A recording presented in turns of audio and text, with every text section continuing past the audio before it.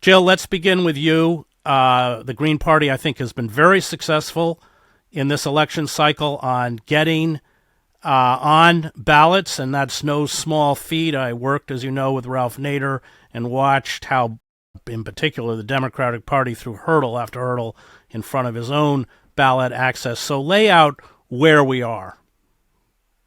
So absolutely, and thanks for having us on, Chris. It is, genocide is the moral imperative of our era. It really is the key focus, the point of departure for our campaign, ending genocide, ending empire, ending the war on working people and the war on democracy. They all go together. They're joined at the hip. But we've got to start by ending this genocide, which absolutely can be done. Ronald Reagan did it with a simple phone call, as did Dwight Eisenhower. That can be done, and we need to hold the U.S. and the White House and the Biden-Harris administration absolutely accountable.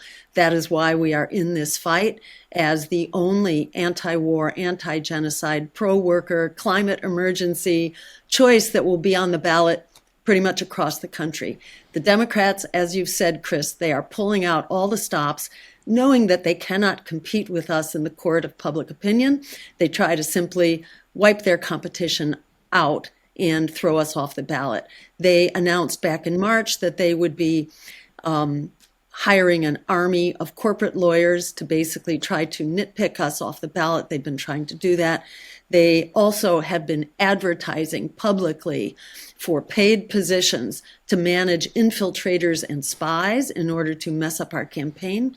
And they have also hijacked our public matching funds. We've earned, at this point, well over $300,000 worth of matching funds, which were granted and which were appropriated. And then the Treasury Department, the Democratic Treasury Department, basically took those funds and said they're not giving them to us until after the Democratic and Republican conventions, and those candidates had specifically declined the funding.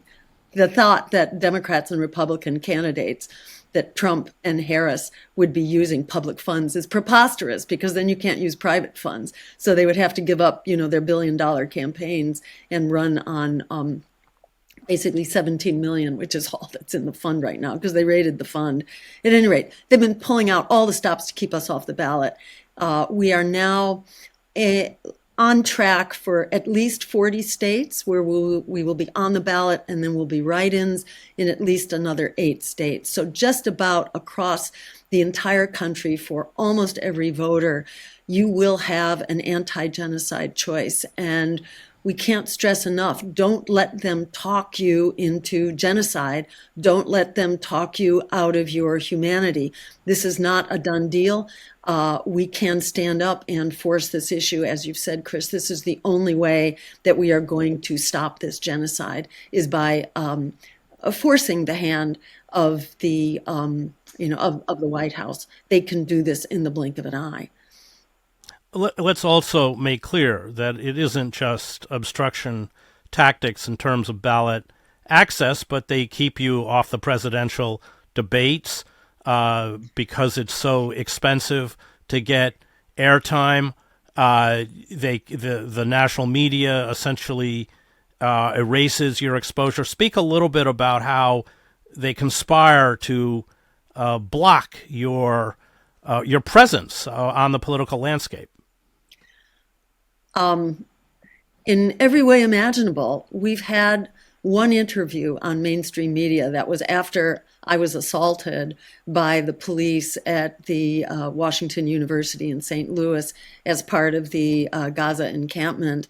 They came at me. The videos are all over social media. They came at me with using a bicycle as a battering ram.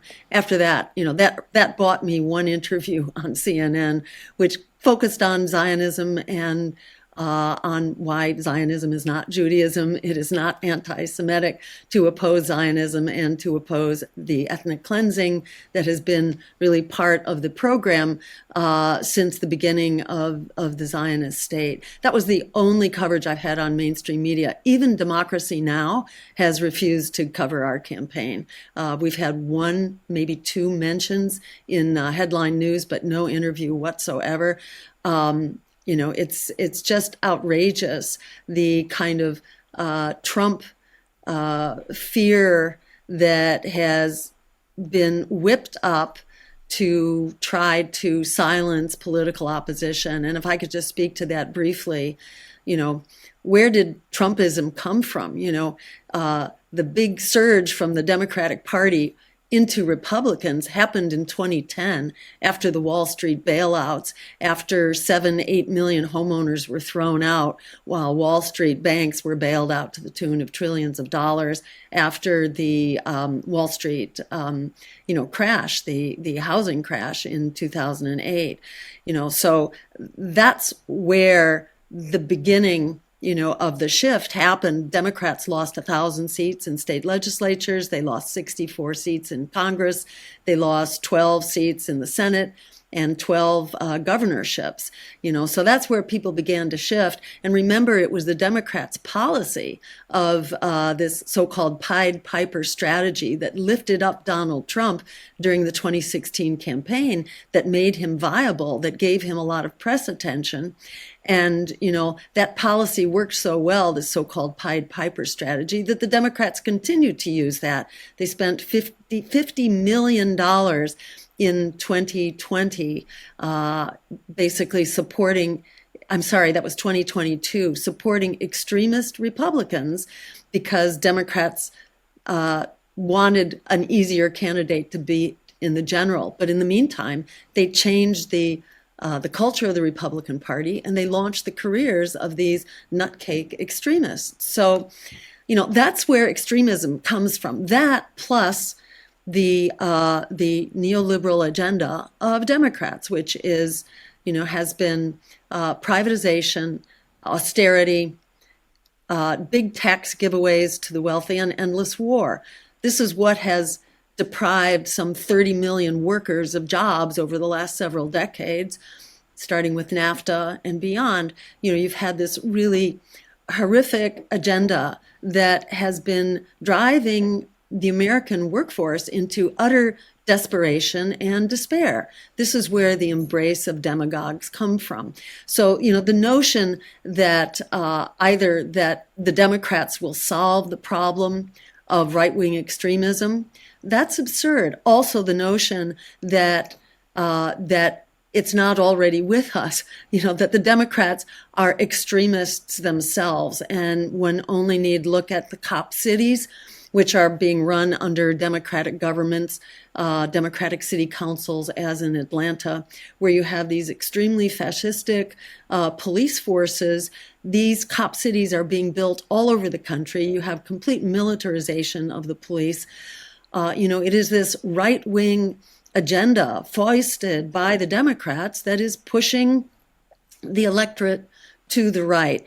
And it is the Democrats. They are not the lesser evil here. They are the actual perpetrators of genocide. There is no more fascistic a mark of fascism than conducting genocide. We don't have to wait for Donald Trump in order to see fascism in this country. It is alive and well, and we do not avoid fascism by promoting, neoliberals or by promoting the fascistic Democrats. We have to stand up and fight for what it is that we want and our values. Witness France. France finally beat back the right wing by actually putting forward a true left agenda.